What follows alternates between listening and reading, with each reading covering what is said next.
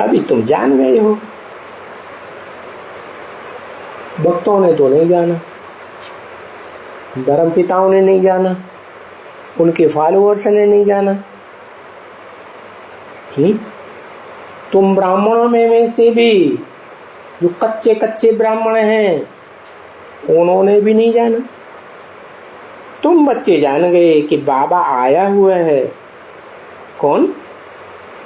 बाप नहीं बताया, बाबा आया हुआ है। बाबा माने साकार और निराकार का मेल। कैसा साकार? जो जन्म जन्मांतर सदा ही साकार ही रहता है, कभी निराकारी और आकारी सूक्ष्म शरीरधारी भूत प्रेत बनता ही नहीं, वो साकार। और निराकार कौन सा? जो सदा निराकार ही रहता है, भले इस साकार सृष्टि में आता है, साकारी मनुष्य तन में आता है, दुखी दुनिया में आता है, फिर भी वो निराकारी स्टेज में ही रहता है, वो साकार कभी बनता ही नहीं, साकारियों के संग का रंग में आता ही नहीं। तो जो 100% साकार और जो 100% निराकार, उन दोनों के मेल को कहा जाता है ऊंच ते ऊंच बाबा। क्या? जिसकी पूजा आज भारत में गांव गांव में, शहर शहर में, शिवालयों में होती है, जिसकी देश विदेश में जो भी खुदाइयां हुई हैं उनमें वो लिंग मूर्तियां मिलती हैं। वो यादगार है लिंग मूर्तियां। किस बात की? कि वो बड़ा लिंग रूप भी है, साकार भी है, और उसका जो सात्विक यादगार सोमनाथ मंदिर में बना था उसमें हीरा आत्मा की यादगार भी लगा हुआ, माने उसमें निराकारी आत्मा भी है जो सदा निराकार है, और उसमें साकार शरीरधारी भी है, दोनों कंबाइंड है। उनको तुम कहते हो क्या? बाप दादा। बिंदु बिंदु आत्माओं का बाप, और दादा कौन? जो बिंदु बिंदु आत्माएं हैं, भोगी आत्माएं हैं, सारी सृष्टि में भोगी आत्माएं, उन आत्माओं के बीच में बड़ा भाई। कैसा? कैसा बड़ा भाई?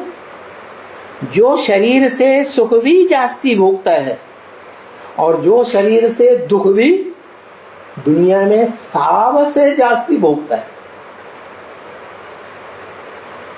ऑल राउंड पार्टधारी, ऐसा साकारी, और दोनों आत्माओं का कॉम्बिनेशन एक ही शरीर में होता है। तो भक्ति मार्ग में उन्होंने अर्जुन का रथ दिखाई दिया। क्या? अर्जुन हो गया साकार, फिर उन्होंने गलती कर दी, कृष्ण को दिखाई दिया रथ में बैठा। अरे कृष्ण को तुम भगवान मान करके कहां पूजते हो? बड़े कृष्ण को, जो रथ में बैठा हुआ है वो बड़ा है कि छोटा बच्चा है? तो छोटे बच्चे को भगवान मान करके पूजते हो ना।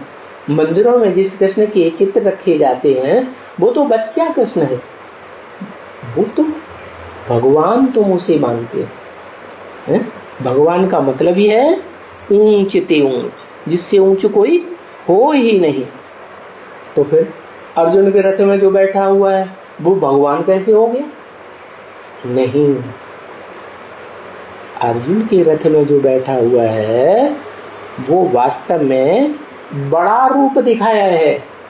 अर्जुन की आत्मा का वो बड़ा रूप जो साकारी तो है, लेकिन साथ साथ साकारी होने के साथ साथ इस सृष्टि रूपी रंगमंच पर विश्व का बादशाह भी है, बड़े से बड़े रूप में माना जाता है। इसलिए वो शिव समान स्टेज धारण करता है, तब दिखाया गया है बड़ा। तो बताया कि ये बातें तुम जान गए। बाबा हमको अभी अमर कथा सुनाए रहे हैं। कौन सी कथा? अमर माने जो नहीं मरते हैं। कौन नहीं मरते? शिव की तो बात ही नहीं, वो तो ना मरता है ना जीता है। क्या वो जन्म लेता है? न जन्म लेता है न मरता है, गर्भ से जन्म नहीं लेता, कभी मरता भी नहीं शरीर छोड़ के, वो तो निराकार है।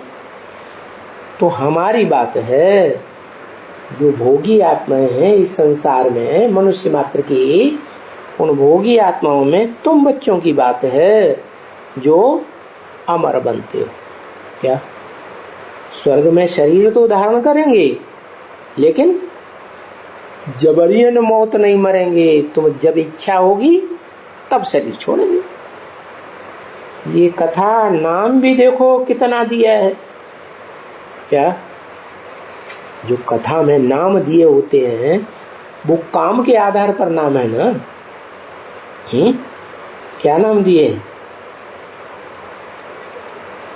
अमर कथा, न मरने वाले की कथा।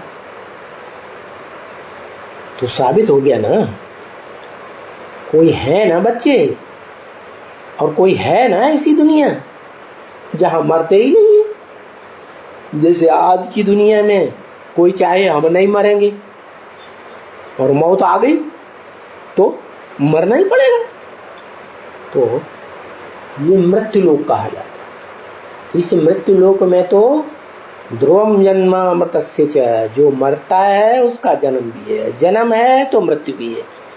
लेकिन भगवान बाप आकर के ऐसी अमर कथा सुनाते हैं जहां तुम बच्चे अमर ही रहते हो, उसको कहते हैं अमरलोक। किसकी कथा हुई? सत्यनारायण की कथा। कौन से सत्यनारायण? जो ऐसा सत्य पार्ट बजाते हैं कि सारी दुनिया झूठ बन जाए तो भी सत्यनारायण की ही जीत होती है।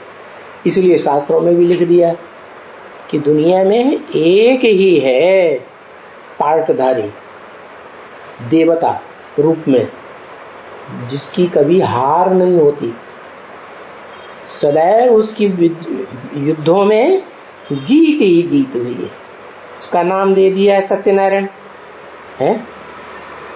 सत्य हरिश्चंद्र की भी कथा बताई दी कि सतयुग में सत्य हरिश्चंद्र का भी कथा थी, उनकी भी कथा है। बात एक ही है।